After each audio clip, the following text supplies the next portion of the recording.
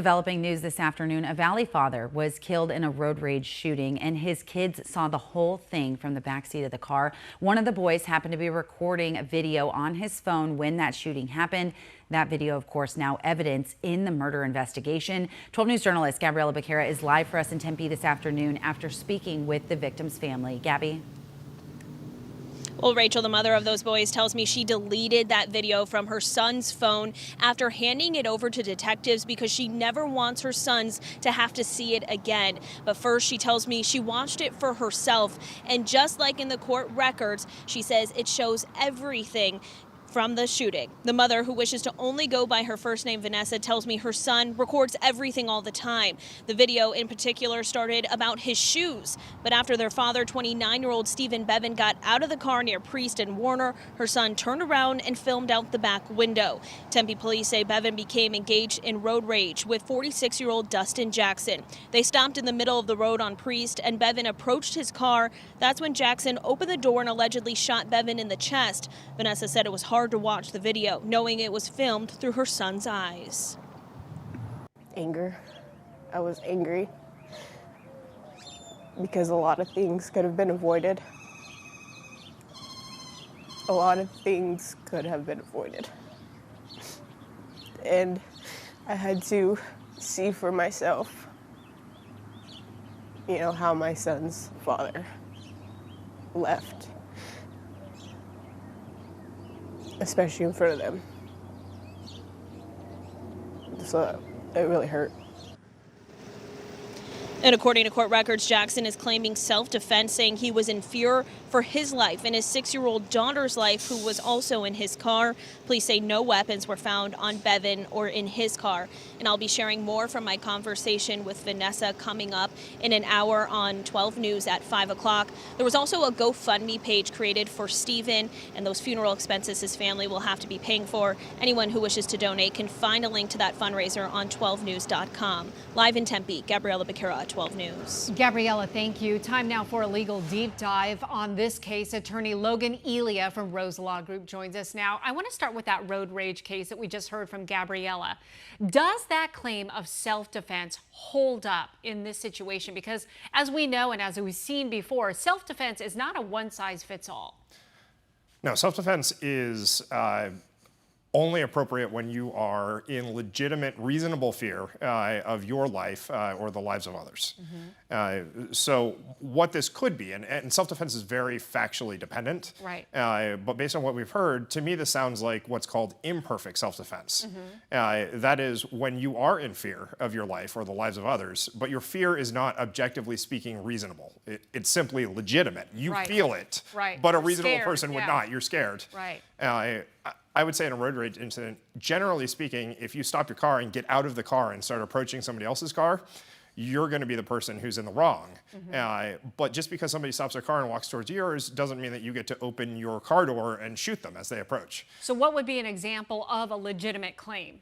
Someone stops their car, runs up towards your car, and has a bat and breaks out your window, or has a gun and points it at you. I would say if you're ever in an incident like this, roll up your windows, keep your doors shut, try to drive away if you can. If you can't, if someone breaks your window or points a gun at you, then you're in reasonable fear of your life. But if somebody's just standing outside your car yelling at you, it's not obvious to me that that fear is reasonable. Okay, let's get to our second case now in the news. A tragedy at a pool party hosted by First Baptist Church of Chandler. A 4-year-old boy drowned at a Chandler public pool during an annual church pool party by the First Baptist Church of Chandler. 18 lifeguards were on duty. The church had signed a standard waiver in January, releasing the city from liability for any injury or death during rented events. Pastor Paul Smith says that the church has never had issues with staff in the past and is leaving the investigation to police. So, Logan, when you sign your typical standard waiver, does that immediately absolve any liability? No, a waiver doesn't eliminate all liability, but it does eliminate reasonable and foreseeable risks that you're aware of and you're going to accept. So for instance, the obligation is that you exercise ordinary care in your endeavors. And so if you're operating a pool, you should have an appropriate number of lifeguards on staff. And that number may be set by a city ordinance or a state law or a lifeguard professional organization or the Red Cross. If you have that appropriate number of lifeguards, then you are probably exercising reasonable care. On the other hand, if you just said, I'm not going to have any lifeguards, or I'm supposed to have 18, but one seems good, that's what's called gross negligence or recklessness. And you cannot waive liability for gross negligence or recklessness. All right. Let's get to our last case here, a jailhouse confession from a man accused of murdering a pastor in New River. Adam Schief openly admitted to killing Pastor Bill Shoneman and even laid out his plan to target dozens more religious leaders across the country. Here's part of that interview. Ever considered that you're just mentally unwell? No, I mean, maybe I'm the one that sees the truth. And maybe it's everybody else that is deceived by Satan. So if that makes me mentally ill for following what God says, then so be it. Put me on death row, set the execution date for right now. The victims want it, the victims' families want it, I want it, and the taxpayers want it. So in light of that confession on camera and saying that he wants to be executed, Logan, what kind of legal impact, if any, could this interview have on his case? Well, he's going to lose. Yeah. I mean, that's pretty much, he admitted Yeah. it. He wants it, right? Is that a slam dunk for prosecutors? If prosecutors have any evidence that he actually committed the crime, in addition to his confession, then yeah, it's a slam dunk. So in a situation like this, I mean, why even go to trial? Well, he may not, Yeah. based on what he's saying. He may just enter a guilty plea. Remember, trials are to determine the guilt of somebody when they contest the charges. But if you plead guilty, then there's really no need for a trial.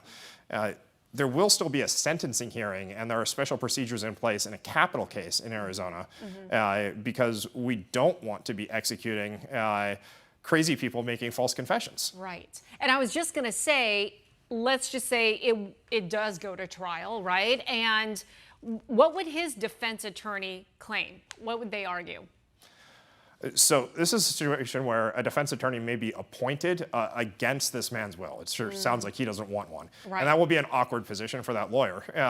But if I were that lawyer, I would be looking to get a mental competency exam and make the argument that this person is insane and unfit to stand trial and doesn't appreciate the wrongness of their actions and is therefore not legally culpable in the same way that a sane person is. Right. All right. Well, we will wait and see. Logan, thank you so much for all your insight on those three cases. We appreciate it.